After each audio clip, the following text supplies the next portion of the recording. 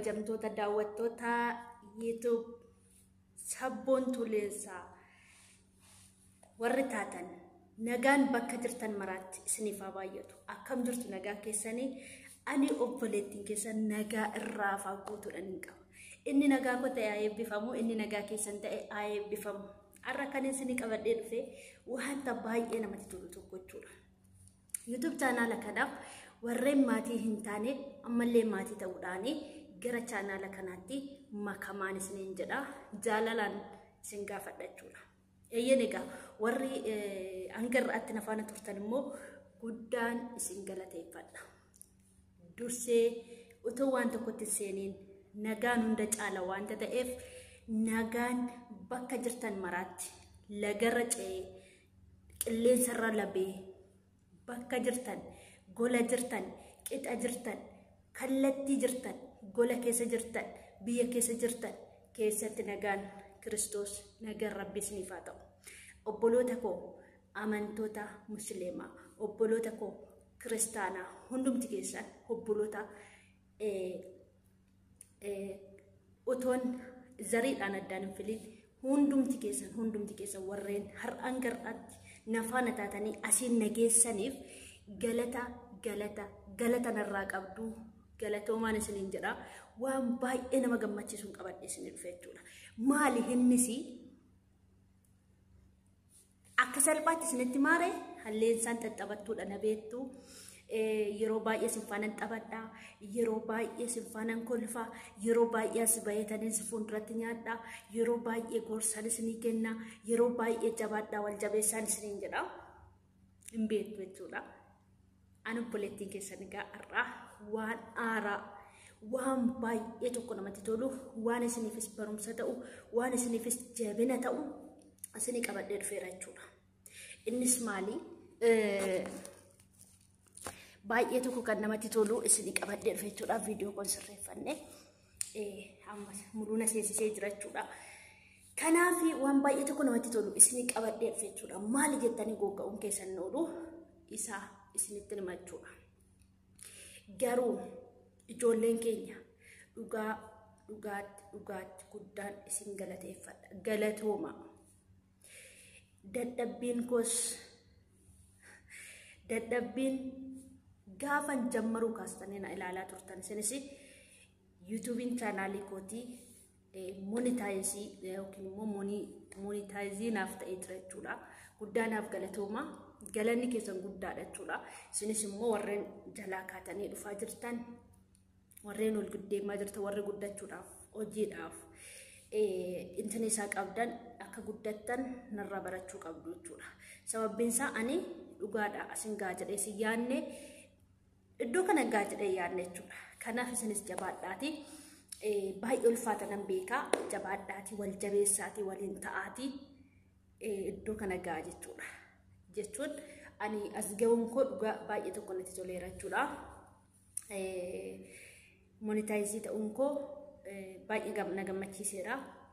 Garuu waan na'afu tokko immoo saantiba 70 kan hojjetamu jira jedhanii inni kan 70 jedha, inni kan 10 jedha isan beeku jechuudha. Garuu 70 isaa ta'u 10 isaa ta'u inni inoolu hojjetama jechuudha. Inni kana hojjete Kiristoos isas inuma hojjetanum xumura jechuudha. Isin immoo laayikii gochuudhaan, sheerii gochuudhaan, koomentii kaa'uudhaan, yaada naaf kennuudhaan na jajjabeessaa na bukkee dhaabbadha. Ijoolleen keenya wal bira hin darbiinaa, wal jajjabeessaa, waliin ta'aa, ufna waliif ta'an isiniin jedhaan gar'aatti kan ufna naaf taatanii isinidha waan ta'eef gara fuulduraatti illee ufna walii ta'aa isiniin jedha. Anillee isin faana jira. Isin gatee isin bira hin darbu. Namni guddate tokko immoo nama gadii isaatii deebi'ee ilaaluu qaba malee olii xattee ol fiiguu yookiin immoo bira darbuu hin qabu jechuudha. Kanaaf baay'ee gammachuun koo gammachuu keessanii, gammachuun keessan gammachuu kooti, gaddi koo gadda keessanii, gaddi keessan gadda kooti. Waliif akkuma qooddachaa turre allee gara fuulduraatti illee gana waliin qooddanna waan hundumaa gammachuu walii jechuudha.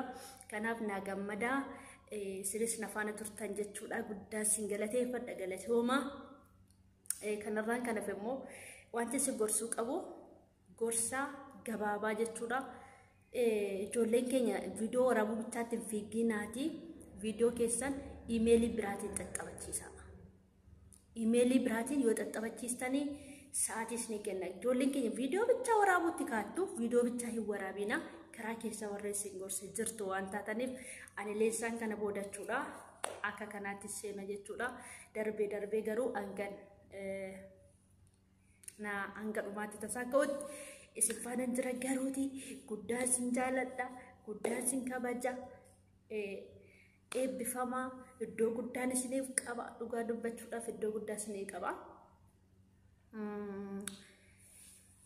Kanatti aansuudhaan immoo waan tokko isinitti himuu qaba jechuudha. Maal gochuu qabdu? Viidiyoo keessanii akka sirriitti isiniif daawwatamu yoo barbaadan jechuudha.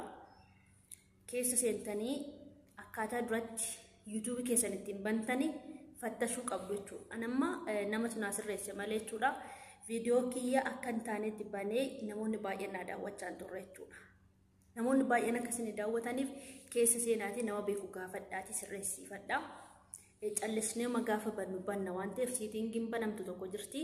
Ishii gaafadha. Ishii namni beeku isin banuun isiniin jedha. Kanaaf jabeessitanii hojjechuu qabdu.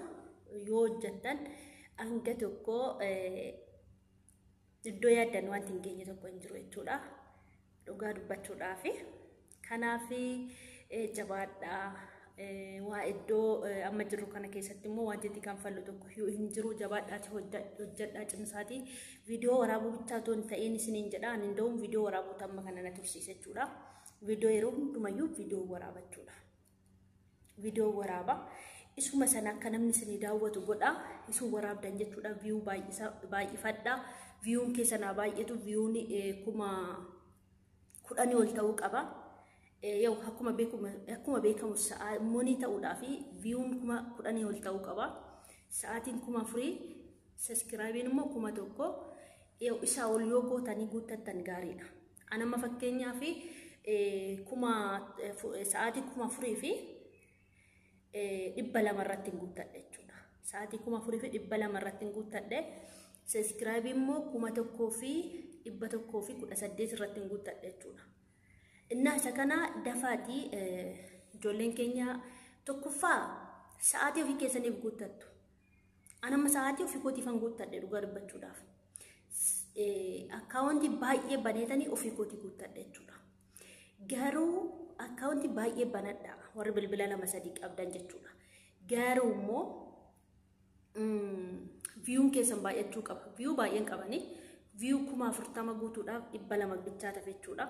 Ishii 200 sanatu na afe malee jechuudha. Viyuu 40,000 irratti hin ta'e jechuun hin danda'ama jechuudha. Viyuu 40,000 irratti hin ta'e ani ndawum sirriitti dhugaa ijoolleen na daawwachaa turtan jechuudha. Guddaa isin galateeffadha. Viyuun keessan baay'achuu qaba. Viyuun illee dhimma qaba waan ta'eef jechuudha. Viyuun keessan baay'achuudha qaba. Saskiraabiin keessan dabaluudha qaba. Saskiraabii irratti illee hojjedha. Zimmitanii liivii gubbaa taa'uu otoo hin ta'in guyyaa tokko liivii seenaati. Guyyaa tokko immoo viidiyoo keessan taphachiisaa oola. Guyyaa tokko immoo saskiraabii kadhachaa oola. Guyyaa tokko immoo nama bira deema. Akkasittiin wal gargaara. Akkasittiin ofii keessaniifis guuttattanii isa booda namni akka barbaade isinii daawwata jechuudha. Isinii galee kanaaf jabaadhaatii isinis jabaadhaatii wal jabeessaa. Ijoolleen keenya ufna walii ta'aa jirtu dhugaa dubbachuudhaaf wal jajjabeessaa jirtu. Warreen hangar'aatti gaaffina gaafattanii karaa keessaa dafee isinii deebisuu dideef ifama guddaa isin gaafadha. Sababbiin isaa bilbilli koo lafa oolu hin beektu. Anillee dhugaa waaqayyooti nama gargaaruudhaaf duubatti hin jedhu jechuudha. Warreen hangar'aatti isiniif hin deebisne ifama guddaa isin gaafadha.